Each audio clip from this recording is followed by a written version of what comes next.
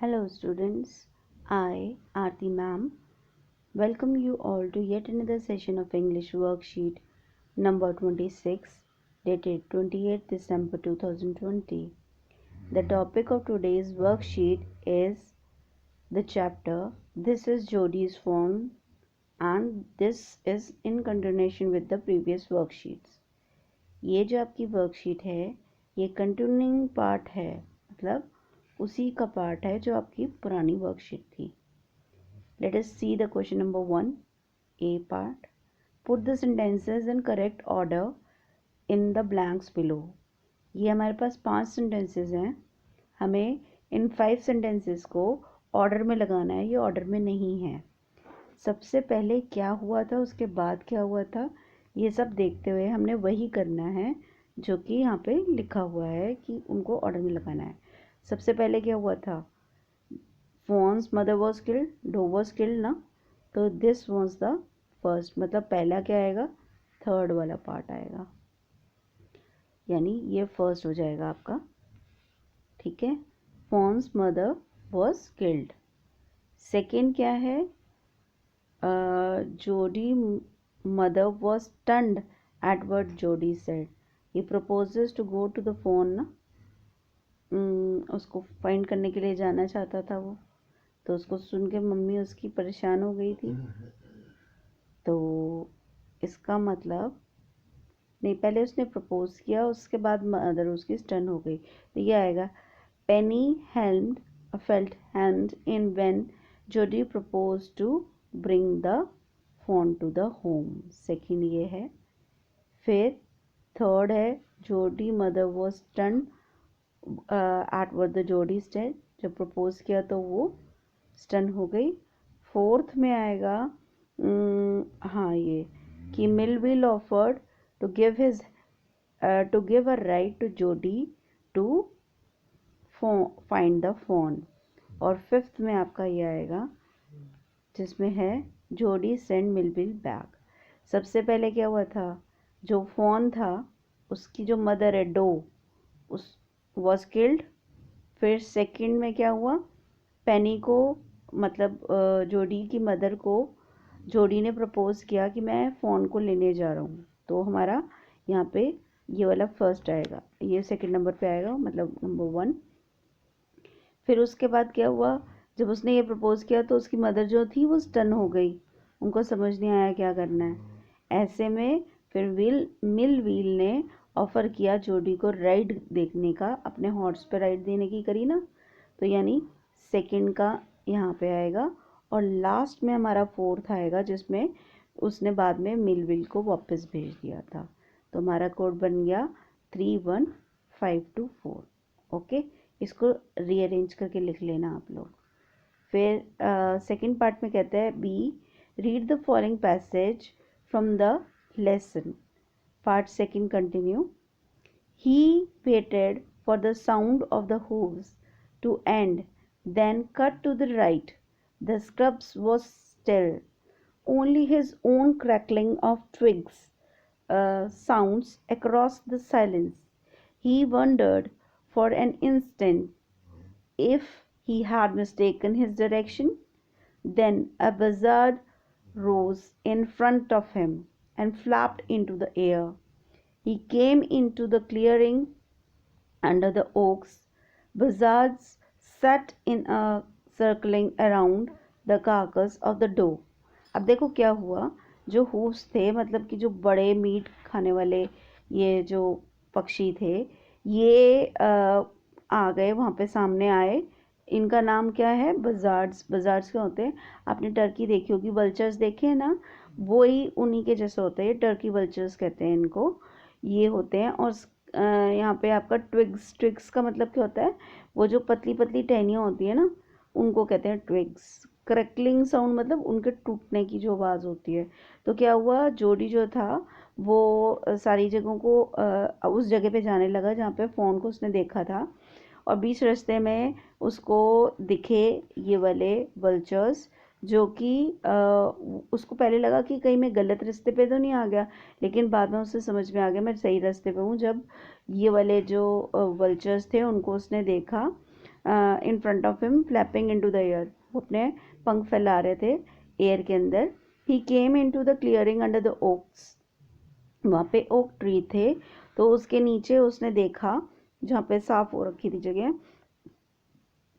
Buzzards sat in a circle around the carcass of the doe. जैसे ये देखो, ये हिरन है ना, डो के आसपास वो कार्कस मतलब उसके डेड बॉडी, जो डो की डेड बॉडी है उसके आसपास जो थे सारे जितने बजार्ड्स थे, ये इनका नाम होता है, क्या है, बजार्ड्स.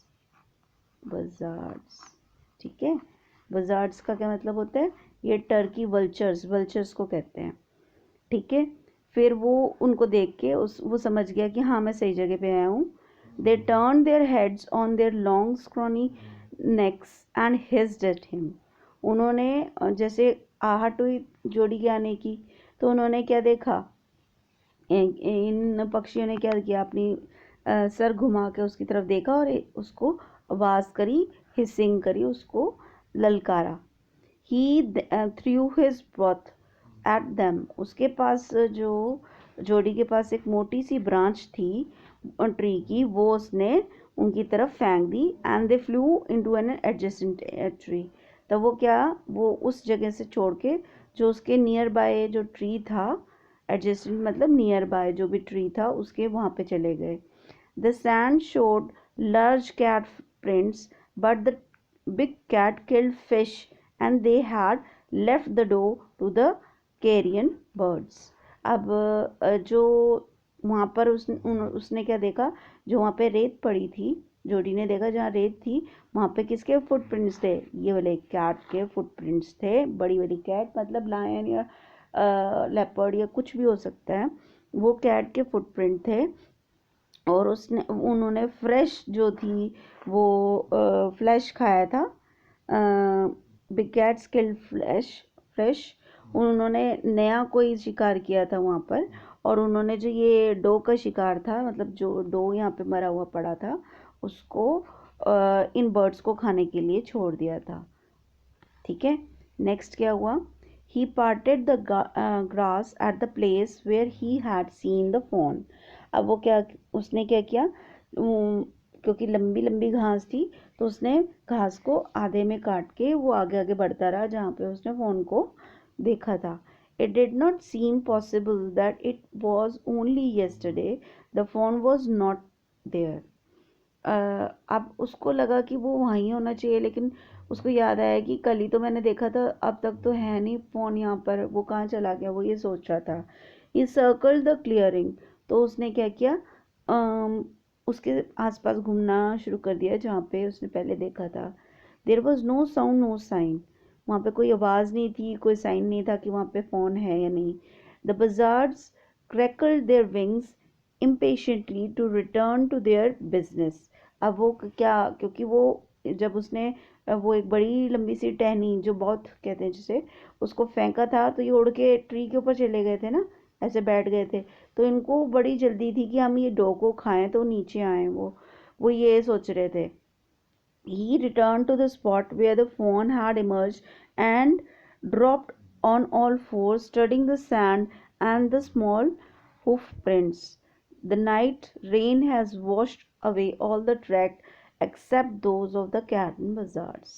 अब क्या हुआ कि जो जोड़ी था वो क्योंकि फ़ोन को ढूंढ रहा था, तो उसने देखा उस स्पॉट को जहाँ पे उसने पहली बार फ़ोन को देखा था, और वहाँ पे वो अपने चारों हाथों और पाँव के बल बैठ गया और जो सैंड पे फुटप्रिंट बना हुआ था उसको ध्यान से देखने लगा और ढूंढने लगा कि अब मुझे कोई साइन मिलेगा जिससे मुझे पता चले कि फ़ोन के फुटप्रिंट्स भी हों तो मैं उसकी डायरेक्शन जान लूँ कि वो कहाँ गया है.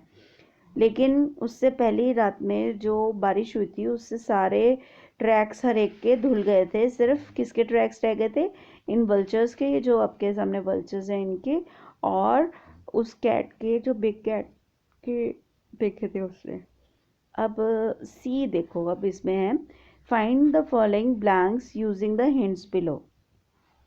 तो इसमें सबसे पहले हमारे पास आता है who was it that went away on the horse. Horse पे कौन बैठ के गया था, दो लोग बैठ के गए थे, मिलविल और जोड़ी.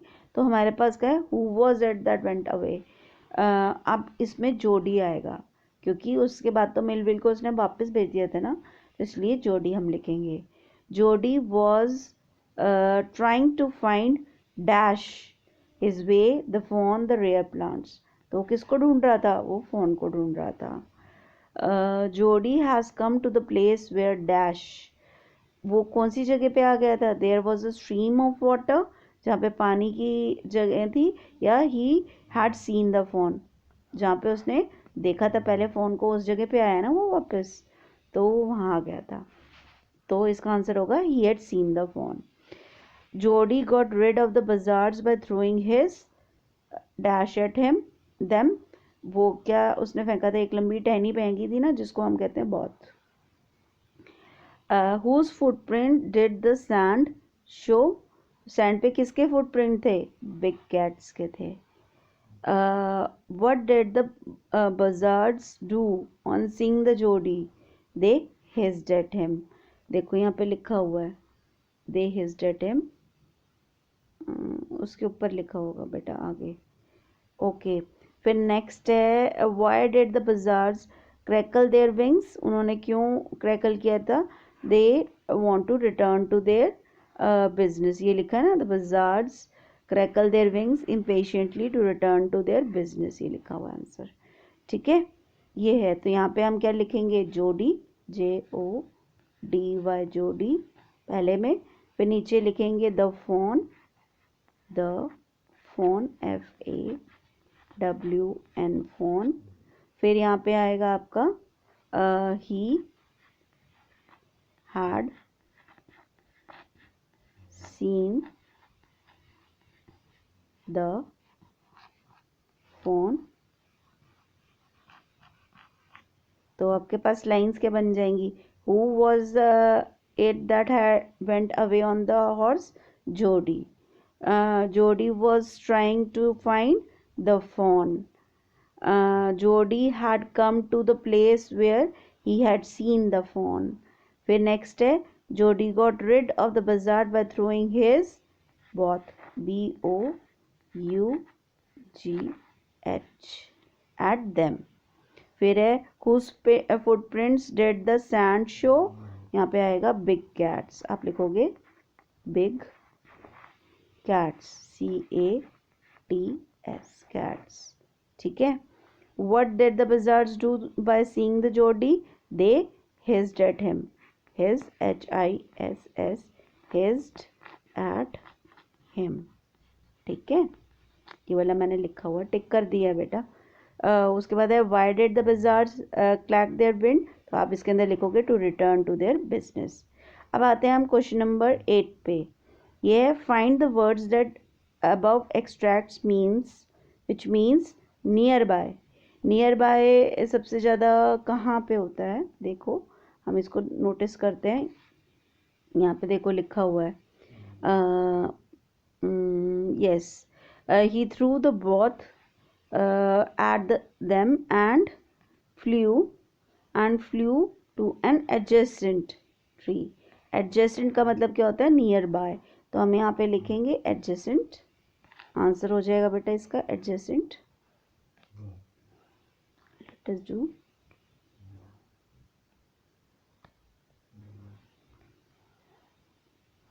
adjacent, इसके अंदर रहेगा AD, देखो